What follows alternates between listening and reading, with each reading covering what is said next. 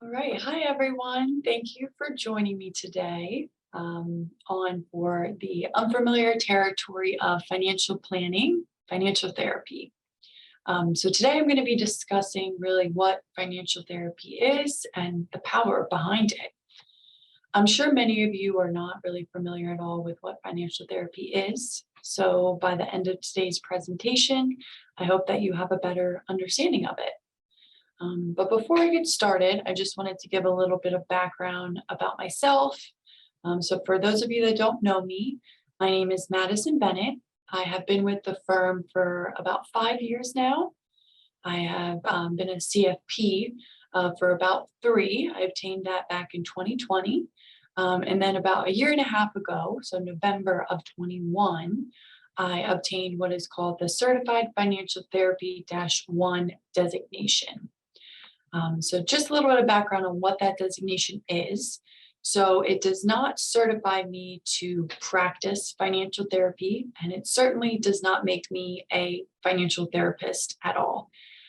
Really what this designation was meant for is to allow those that obtain it to have a base knowledge of what financial therapy is and to give us tools to enhance our home discipline. So the work that I do as a CFP.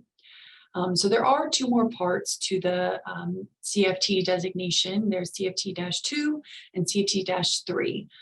This whole program and designation is still very new.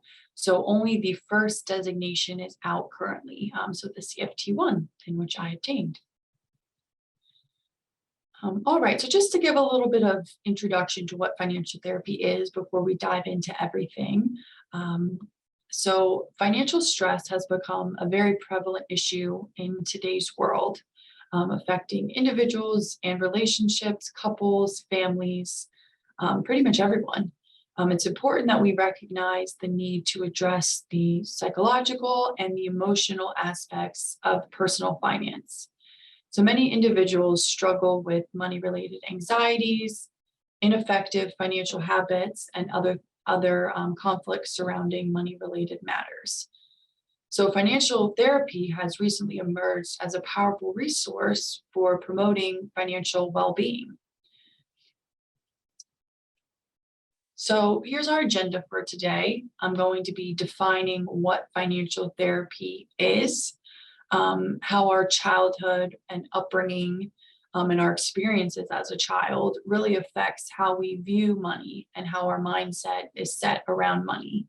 We're going to be talking about the importance of communication and setting goals within relationships, whether it be friends, your spouse, your family, really any sort of relationship.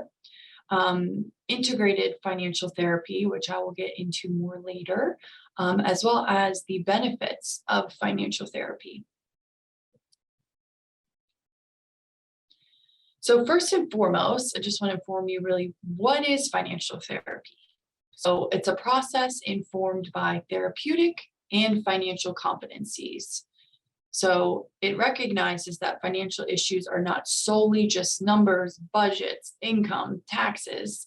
It's also deeply intertwined with our emotions, our beliefs, and our behaviors and experiences. It helps people think, feel, and behave differently with money.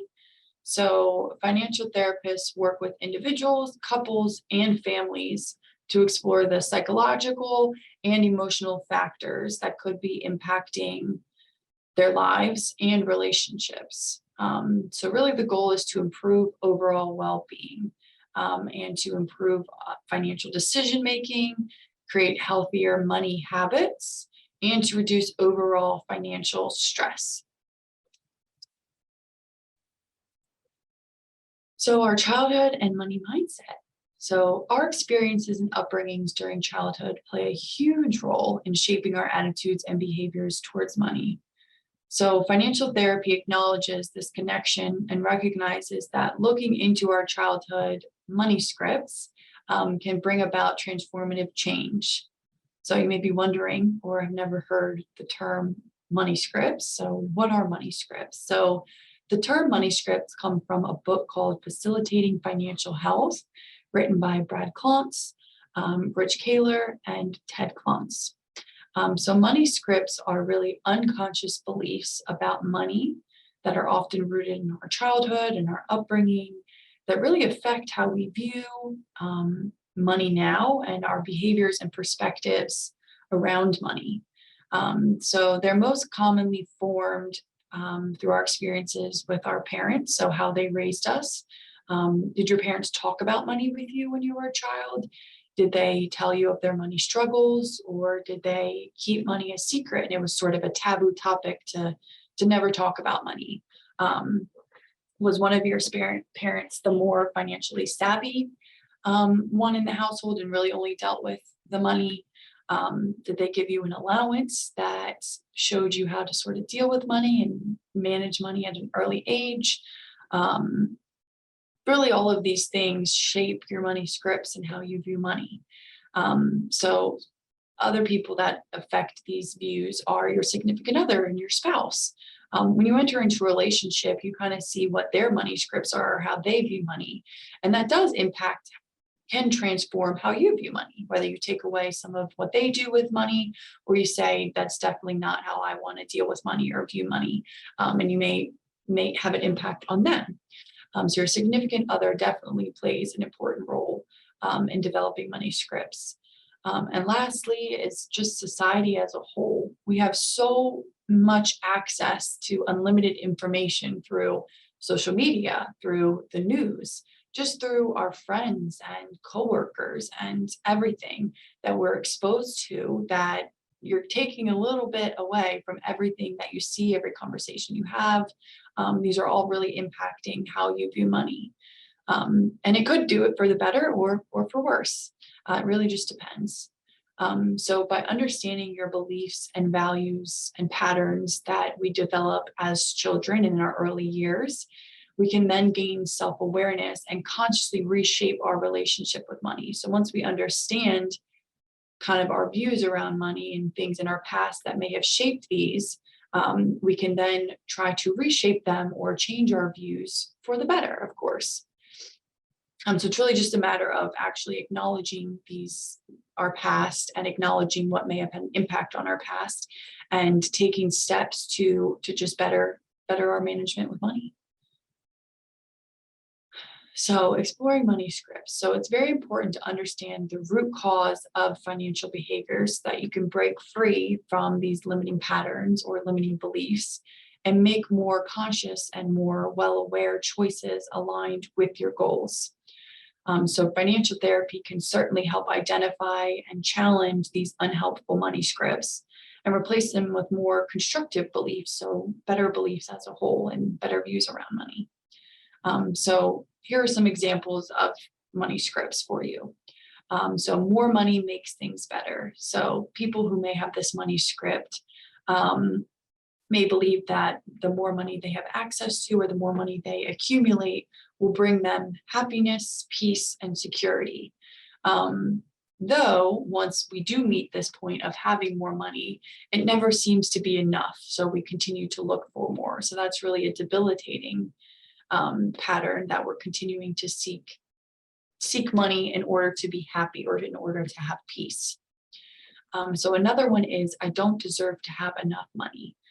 This may be for people who have money that they didn't earn, or maybe they inherited and they feel guilty for it. So they don't feel like they want to spend it, or don't feel like they deserve it. So they may just let it sit there, or may not do anything or seek help in managing it.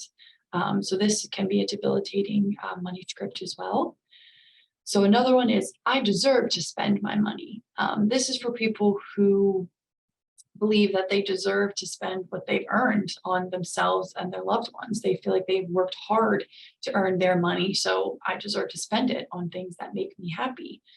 Which, yes, is a good thing, but there has to be a limit in terms of not just spending everything. So this kind of teeters on, can be a good thing, but also you spend too much because you feel like you've earned it. It can affect your goals and limit what you can do. So another one is, there will never be enough money. This may be, you may see this in people who are workaholics, or people who grew up in poverty. They feel like this was ingrained in them early, that they've always had to kind of worry about money. So they feel like they will never be enough of it. So they may never get to a point where they feel like they are satisfied with what they've built and what they've earned. And then another one is there will always be enough money. So this may be a common money script in people who grew up in wealthy families or have always had a financial dependency somehow, and were always taken care of. So this it can be a good thing, but it also can mean that they may not go out and work for money, or just always feel like it's gonna be there, without actually taking the steps to make goals and ensuring that what they're doing is gonna allow them to meet their goals. So these are just a few examples of what money scripts are, and people that may have these certain money scripts. So the importance of communication and goal sharing. So it's very important to be open and honest in your communication style around money in order to have healthy relationships.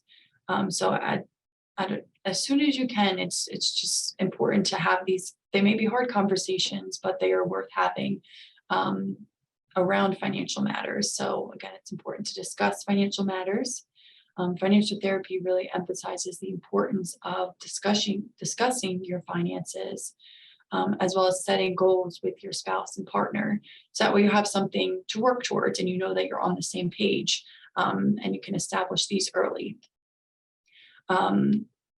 Through open dialogue, couples can establish common objectives. They can align their financial values and develop the most effective way to really reach their dreams together. So that's why it's very important to just be open and honest early on and know what you need to work toward to achieve your same common goals. So with all of that, it's important to know when you may need some help to overcome these debilitating money scripts or just bad patterns or behaviors with money. So it's very important to recognize the need for professional help. This is a crucial step towards improving your financial well-being. Know that financial therapy is a safe and supportive environment. Just like a regular therapist, financial therapists are trained for this particular matter, so matters around money. So for couples and individuals to explore their financial challenges, it can work towards a positive change. So frequent conflicts or fights over money may be a sign that you need to seek help. So overwhelming financial stress over financial matters is another sign. Or if your partner may be kind of doing things behind your back, or if you feel like you need to hide things from your partner because they're not going to be accepting, these may all be signs that you should seek help from a financial therapist. And know that reaching out for help can offer guidance and support for your overall financial health. So integrated financial planning. So here at the consulate, we know we can't just look at the numbers, your income, your taxes, your insurances, and not even consider the emotional side of anything. We know that you really have to integrate the two to better achieve your goals and for us to serve you to the best of our ability. So the process of how we help clients can originate from two perspectives. So the exterior areas, which really are the numbers. So how much you need to save, what you need to put into your retirement accounts, investing, how you need to invest, as well as budgeting to achieve certain goals. All of these are really the exterior, the kind of classic financial planning aspects. However, without the other side, the interior areas, we're not able to really fully help you. So the interior areas include your beliefs, your values, your background, your upbringing, your goals. This is really where financial therapy comes into play. And we need to consider all of these interior areas as well as the exterior areas to be able to allow you to reach your goals and to overcome these things that may be stopping you. So we understand that neither one of these areas are sufficient alone to create and maintain healthy relationships with money. So here are different integrated financial planning components. So as I mentioned, there's the interior and the exterior. So the exterior is really the traditional financial planning.